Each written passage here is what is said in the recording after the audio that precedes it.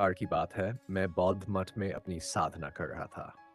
हर दिन की तरह मैं ध्यान लगाने बैठा था, लेकिन उस दिन मन अस्थिर था। जैसे ही मैं ध्यान में बैठता, मेरे मन में अनगिनत विचार उमड़ने लगते।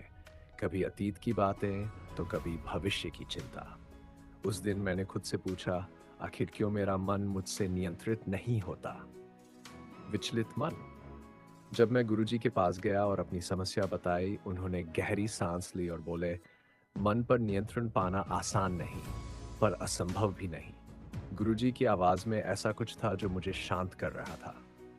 वो बोले, तुम्हें एक कहानी सुनाता हूँ। ये कहानी तुम्हारे प्रश्न का उत्तर देगी। गुरुजी ने कहना शुरू किया, बहुत समय पहले की बात है। एक बुद्धिमान साधु जिसने कई वर्षों तक साधना की थी, उसने अपने शिष्यों को बुलाया और कहा, मनुष्य का मन एक बंदर की तरह चंचल होता है। अगर इसे नियंत्रित नहीं किया जाए तो ये मनुष्य को हर तरह की तकलीफ में डाल सकता है। शिष्यों ने उत्सुकता से पूछा, तो फिर मन को कैसे नियंत्रण में रखा जाए गुरुजी?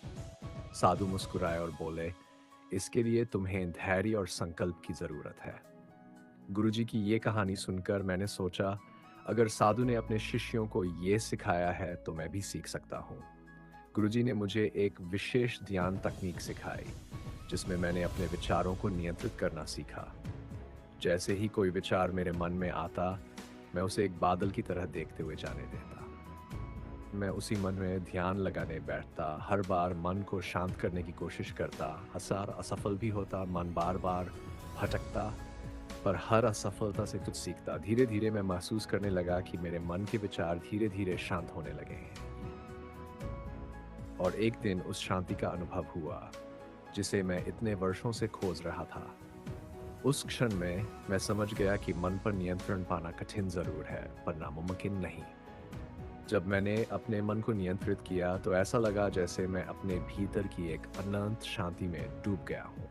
इस तरह से मैंने अपने मन को नियंत्रित करने की कला कला सीखी। ये कहानी केवल मेरी नहीं, हम सभी की है।